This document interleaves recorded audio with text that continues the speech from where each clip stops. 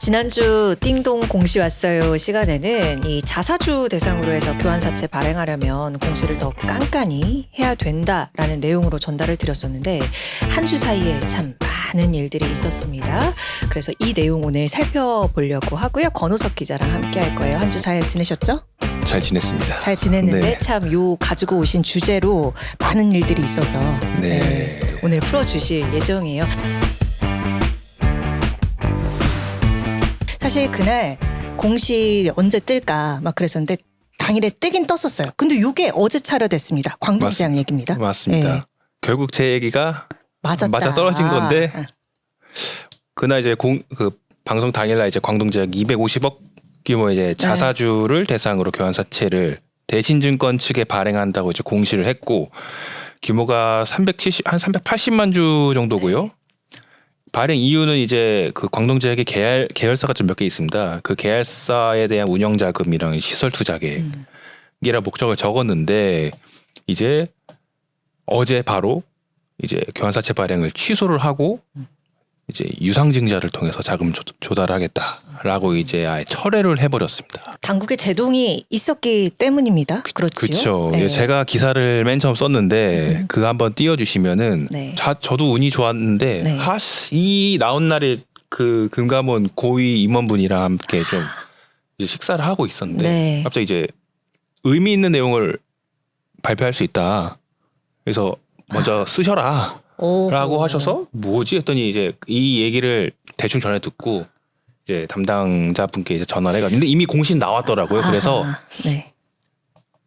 전화해가지고 이제 먼저 쓰게 된 내용이긴 한데 이제 요약만 하면은 그때 이제 지난주에 말씀드렸다시피 이제 교환사채 발행을 하려면 이 기타 투자 판단에 참고할 사항이라는 그 항목에 상세한 내용을 적어야 된다고 말씀을 드렸는데 한 4-5가지 정도 그쵸. 항목을 다 제대로 대여섯 썼어야 가지 되는 맞습니다. 거죠? 네. 근데 이제 금융감독원이 이 항목 기재가 좀 부적절하고 심지어 이제 허위 기재라는 내용이 있다라는 이유로 이제 정정 명령을 다시 쓰라라고 정정 명령을 부과를 했습니다. 허위 기재라는 허위 어떤 기재. 내용인데요? 네, 이 허위 기재라는 내용이 이 항목 중에 교환사채 재매각 예정 내용은 별도로 존재하지 않다고 이제 광동제약이 사실 이제 이걸 원래 공시를 보면서 같이 말씀을 드려야 되는데 얘네가 철회를 하면서 내용을 다 지워버렸어요. 그래가지고 이걸 같이 보면서 얘기를 드려야 되는데 네.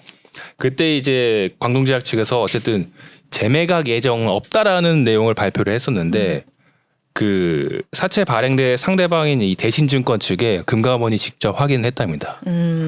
대신증권 그러니까 재매각에 대한 계획이 네. 있다는 거죠. 왜 재매각이 중요한지는 제가 나중에 설명드릴 텐데 대신증권 측에 재매각을 계획이 있으십니까? 물어봤는데 없다고 대답을 드렸다는 거예요. 금감원이.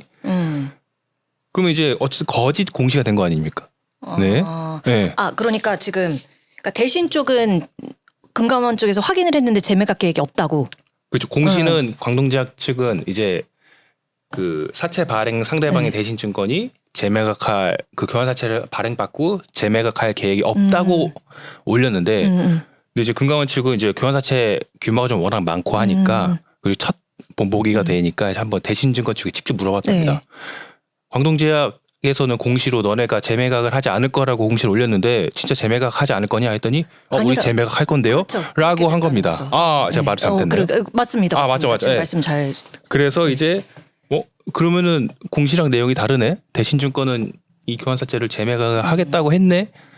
해서 이제 허위 기재라고 판단을 하고 이제 정정 명령을 내린 거거든요. 이게 왜 중요하냐면 교환사채는 사실 이제 자기 주식으로 교환을 할 수 있는 사채고 주식으로 교환을 하면은 이게 의결권이 생기는 마법의 효과가 나타나기 때문에 의결권이 생긴다는 건 결국 이제 그 지분율에도 영향을 미친다는 얘기거든요. 그래서 이거를 재매각을 하면 누구한테 하느냐가 사실 이제 굉장히 중요한 내용이라 이제 금감원도 이 내용을 꼭 기재하라고 한 건데 이 내용을 허위로 기재를 한 거죠.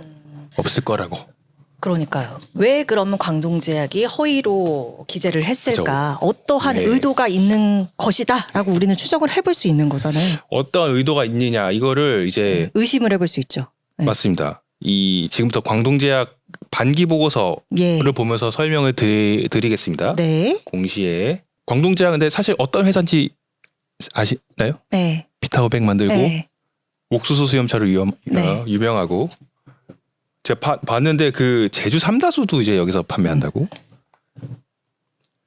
그래서 간단하게 회사 소개 드리고 네. 지금 이 주주 상황을 보시면 지금 왜 금감원이 교환사채 발행하는 것을 막았냐? 왜냐하면 광동제약이 지금 이 최대 주주 지배력을 유지하기 위해서 이 교환사채 발행을 결정했다라고 봤거든요. 이게 네. 시장에서도 사실 그렇게 봤고 금감원도 이 부분에 착안해서 좀 꼼꼼하게 훑어봤다고 볼 수 있습니다. 이 지분관계 잘 보시면 이 지금 첫 번째 이분이 회장이신데 지분율이 6.59%밖에 안 되거든요. 지금 그리고 지금 여기 이 전체 소유 다이 특수관계인 포함해서 지금 18.19%입니다. 여기 네. 다 친척과 계열사 임원, 그러니까 이제 다 합쳐도 18.19%밖에 안 되는 거예요, 지분율이. 그러니까 좀 상대적으로 적은 수치인데 지금 2대 주주가 네. 이 미국의 이 피델리티라는 이 투자자입니다. 여기가 이제 9.99%예요. 10% 가까이 됩니다. 오히려 지금 최대 주주인 이 회장님 지분율보다 훨씬 많죠.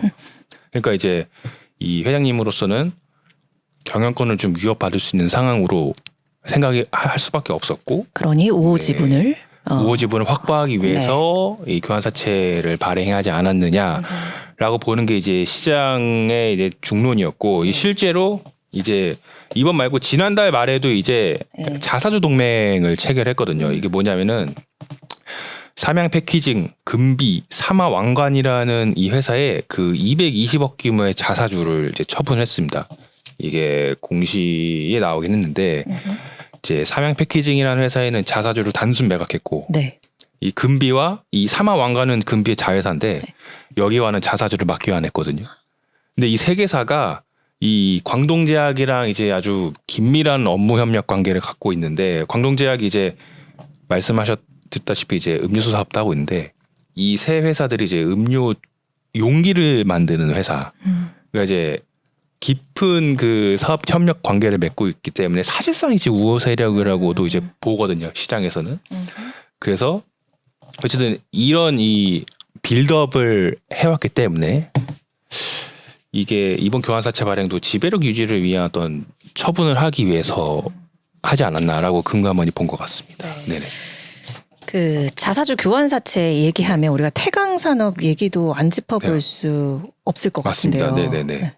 이게 사실 이건 기사로도 안 나온 내용이고 예. 지금 광동제약이랑 사실 태강산업이랑 사실 되게 비슷한 면이 있어서 이건 이제 익명의 뭐 제보자를 통해서 이제 내용을 주고 받은 건데 네. 이제 그때 당시에 이제 태강산업의 교환사채를 한국투자증권이 받기로 했지 않습니까? 근데 이제 그때 제가 말씀드렸기는 이제 그냥 지나간 얘기로 제가 기억이 나실지 모르겠는데 이 경영진끼리 서로 아는 사이라 그냥 리스크를 껴안는 게 아닌가라고 제가 그 질문을 왜 했었는데 이렇게까지 했을까요? 그건 제가 틀렸더라고요. 보니까. 그래요. 그건 네. 틀린 게 아니고 그거는 오히려 이 영업단의 어떤 판단이었다고.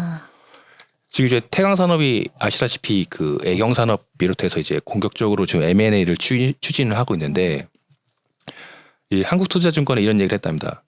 우리의 교환사채 물량을 너네가 받아주면, 그러니까 리스크를 너네가 좀 감내를 해주면 앞으로 우리가 M&A를 한 3-4개를 더 할 텐데 그때 너희가 주관사 역할을 해달라.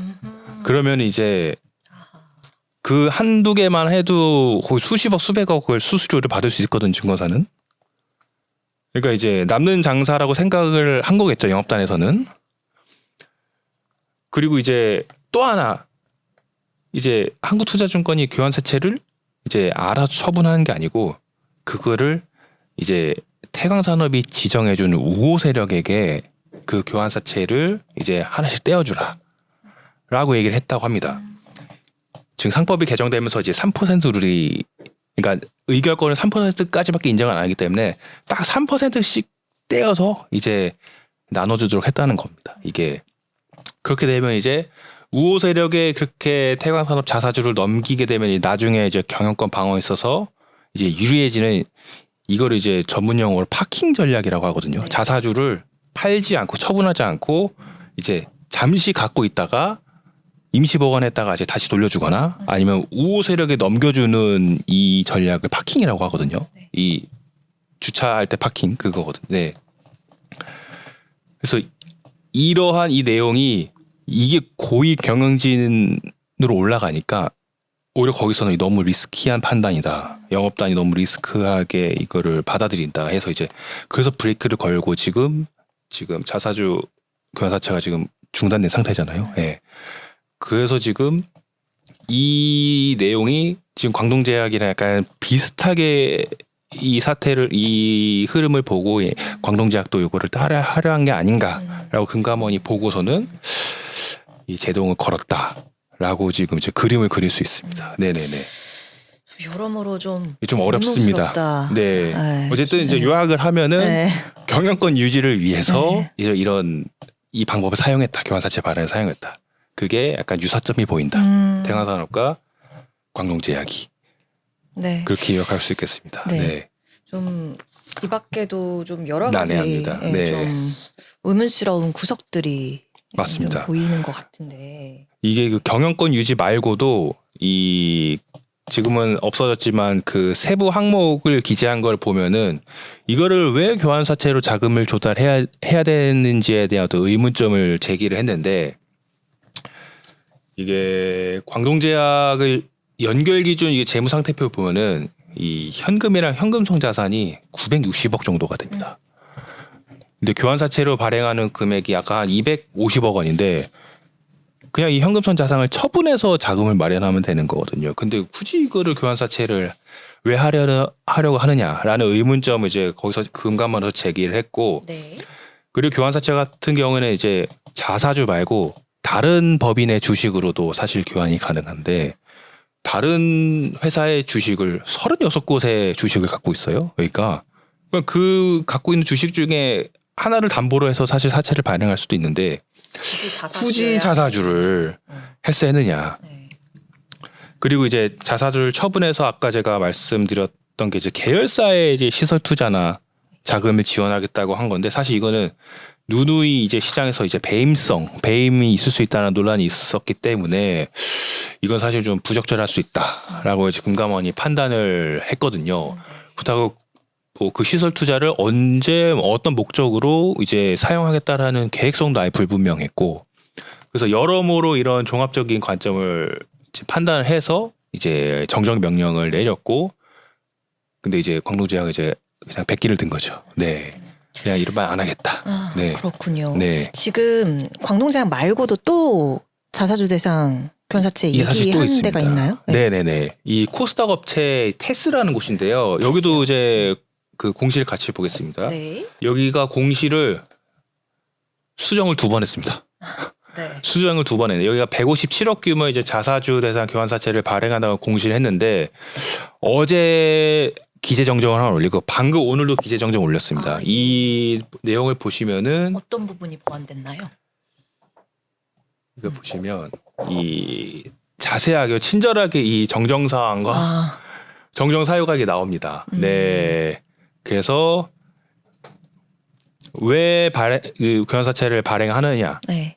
이유에 대해서 그리고 이 자금을 어떻게 활용을 하는지 네. 최근에 우리 회사가 뭐 어떤 얘네가 이 회사도 이제 반도체 소재 장비 기업인데 이제 또 시설 투자나 어떤 개발 비용을 조달하기 위해서 교환사채를 발행했다고 얘기를 했거든요. 그러니까 우리가 지금 어느 정도의 연구 비용을 쓰고 있었고 어느 정도가 필요하며 이 반도체 이 슈퍼 사이클에 탑승하기 위해서 좀 더 투자를 해야 된다. 이런 부분을 좀 더 강조하기 위해서 지금 이런 내용들을 썼거든요. 이 코리아 인스트루먼트가 여기도 이제 반도체 그 웨이퍼 관련 기업이거든요. 네. 그러니까 이제 약간 동종업계 기업을 이제 지분을 매각해서 경영권을 갖는다거나 아니면 이제 같이 어떤 조인을 하거나 이제 그런 목적으로 조금 더 아주 자세한 내용을 지금 기재를 했습니다. 근데 네. 여기도 이제 금감원이 지금 좀 예의주시를 하고 있는 게 여기도 이제 현금이랑 현금성 자산이 한 300억 정도 됩니다. 예. 그러다 보니까 여기도 이제 굳이 자산이 없는 것도 아니고 그래서 약간 여기도 의구심- 철회 네. 가능성이 있을 수도 있겠네요. 있을 수도 있는데 여기는 또 생각보다 이제 지분율이 최대주주랑 특수관계인 지분율이 한 30% 가까이 되거든요. 네. 여기는 또 여기 반기 보고서를 보시면 여기는 또 대주주가 이제 17% 가까이 예, 있고 20% 가까이 되고 밑에 이제 합산 특수관계까지 보면 30% 정도 되는군요. 됩니다. 네. 그러다 보니까 여기는 굳이 경영권이 위협받는 상황으로 보이진 않거든요. 5% 이상 가진 또 지분율이 이제 본인밖에 없습니다. 본인밖에 없기 그렇네요. 때문에 경영권보다는 어찌됐든 그래도 정말 사업 목적으로 보지 않을까. 근데 어쨌든 여기도 이제 금감원이 내일이 납입일이에요. 그래서 아마 오늘 아니면 내일 안으로 이제 금감원이 판단하고 결정을 아마 내릴 것으로 보입니다. 네. 보시기에 어떠세요? 테스 같은 경우에는 어쨌든 지금 이 최대주주 지분율도 그렇고 광동재계랑 조금은 좀 비껴갈 다른 수 있는 상황인데. 내용인 것 같기는 한데 어찌 보십니까? 여기가 사실 보면은 아까 뭐 R&D 그 비용 뭐 잠깐 네네네네. 24년에 잠깐 꺾였지만 이 정도로 충분히 자금이 필요한 상황이다라는 것은 어필을 하는 것은 그쵸. 우리가 공감을 했고 어필하는 네. 공감했고 근데 이게 반드시 이 방식이어야 되냐가 문제인 거잖아요. 그렇죠. 네네네. 보면 여기 매출액이랑 이익을 보면은 사실 그렇게 막 좋지는 않습니다 지금. 매출액과 이제 영업이익은 이익이긴 한데 아까 말씀드렸다시피 이제 아무래도 현금성 자산이 있긴 한데 그거를 한 절반 정도 태워야 되거든요. 그러면은 그럼 사실 이제 재무 건전성에도 사실 안 좋을 수는 있습니다. 그리고 이제 여기 기재정정한 내용을 좀 더 살펴봐야겠지만 그래서 여긴 없는데 이제 그 전에 이제 기재정정한 내용을 보면은 이제 다른 조달 방법에 대해서 이 회사가 이게 구구절절하게 설명을 했어요. 여기도 이제 다른 상장 주식을 회사를 갖고 있습니다. 한 10몇 개 정도 갖고 있는데 이제 다 비상장된 회사의 주식이고 이제 그런 회사들의 주식을 담보로 사채를 발행하기에는 조금은 이제 애로점이 있다. 약간 이런 부분을 설명을 했고 자산도 그렇게 사실 많지도 않고 그러다 보니까 여기 이 회사는 아마 경영권에 대한 어떤 이슈가 없기 때문에 금감원이 이 정도는 그냥 넘어가 줄 수 있지 않을까라고 조심스럽게 예상을 해봅니다. 네, 경영권이 중요한 거거든요. 이제 지분율. 네. 일단 경영권 네. 방어 목적으로는 좀 애매한 측면이 네, 있기 때문에 이게 보이냐 안 보이냐가 금감원이- 중요한 건데 네. 그 부분은 보이지 않는 것 같습니다. 지금. 금감원이 네. 어떤 판단을 내릴지 네네네. 좀 비교해서 더 네네. 주목되는 부분인 것 같습니다. 네. 관련해서 또 업데이트된 내용 있으면 다음 시간에도 들고 와 주세요. 알겠습니다. 네, 오늘 너무 네네. 즐거웠습니다. 네네. 고맙습니다. 감사합니다.